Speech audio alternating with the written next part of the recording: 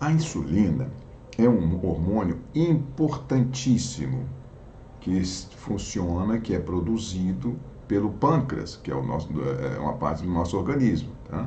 Então é assim, quando você se alimenta, você aumenta a taxa de glicose no sangue, porque geralmente a maioria dos alimentos se transformam, nos nutrientes, se transformam em glicose para ser a energia que vai para dentro da célula para a gente utilizar, para a gente viver.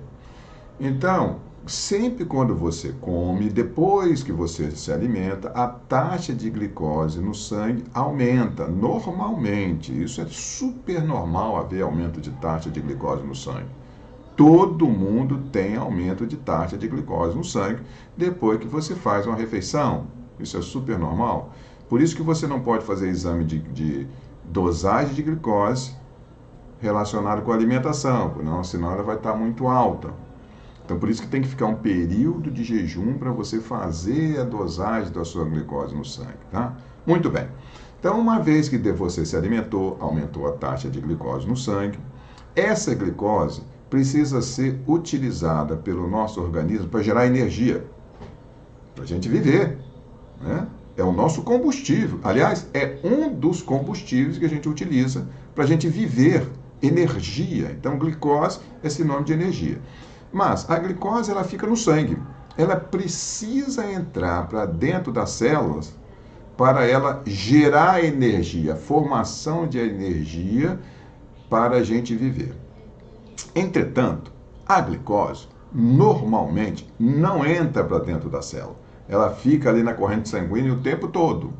O tempo todo. Ela não vai para dentro da célula por si só. Ela só vai para dentro da célula, a glicose, se houver a colaboração da insulina. A insulina é como se abrisse a porteira assim para a glicose entrar para dentro da célula, de todas as células do nosso organismo. Então, essa é a função da insulina, abrir a porteira para que a glicose entre para dentro das células para ser utilizada como combustível.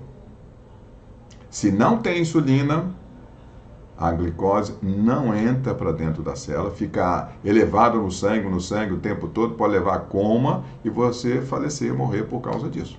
Então, por isso que a insulina é vital, por isso que a insulina é super importante para colocar o açúcar, que é a glicose, dentro das células.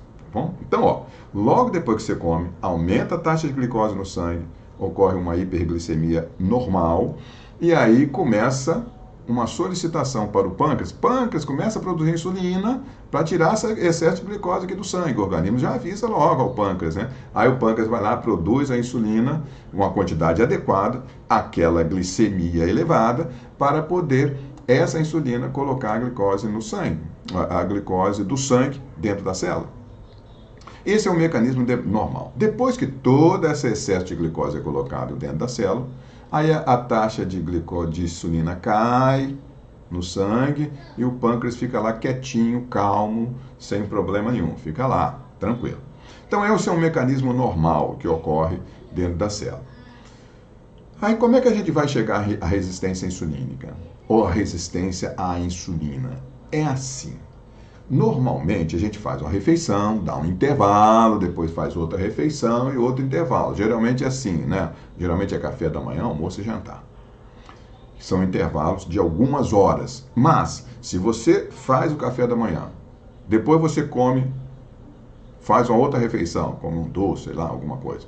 Depois faz um almoço, depois outra refeição, depois outra refeição. Então, se ficar fazendo várias refeições durante o dia, o que ocorre? A sua taxa de glicose no sangue, ela sempre vai manter elevada o tempo todo, porque você come, quando começa a baixar a glicose, aí você come de novo. Então, mantém a taxa de glicose muito elevada durante todo o dia. Aí, o que ocorre? Ocorre um hiperestímulo de produção, um superestímulo, um estímulo excessivo de produção de insulina pelo pâncreas. Ele começa a produzir.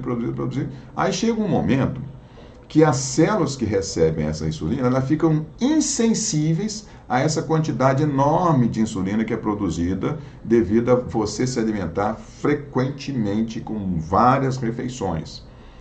Aí o seu organismo cria, as células do seu organismo, cria uma chamada resistência à insulina, ou seja, ela fica uma insulina assim, que sem um efeito assim potente de colocar a glicose no sangue. Ela perde a sua potencialidade de colocar a glicose no sangue. E aí, com isso, apesar da grande produção de insulina, a glicose não entra adequadamente para dentro das células. Aí o que acontece? Ocorre uma falta de glicose para dentro da célula. A célula fica assim como se estivesse com fome. Né? Não entrou glicose, não tem energia.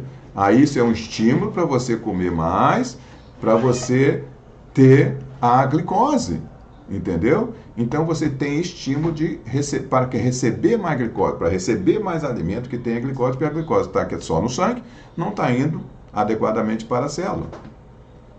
Entendeu? Então isso cria um mecanismo de resistência à insulina, uma dificuldade da insulina ter uma ação efetiva, porque ela está sendo produzida muito, em uma grande quantidade, e isso também, como não tem glicose no sangue, ocorre um outro estímulo no pâncreas para produzir mais insulina, porque a glicose no sangue está muito elevada, então fica um ciclo vicioso, em que a insulina é fraca para colocar glicose no sangue, e por ser fraca ela tem que ser produzida em maior quantidade e acaba prejudicando muito o pâncreas, né, na produção excessiva de insulina, e isso pode levar a problemas como pré-diabetes, aumento de peso, porque esse excesso de glicose que não é absorvido no sangue vai ser acumulado no tecido gorduroso e isso vai aumentar o seu peso, vai criar gordura visceral, então uma série de problemas vão acontecer.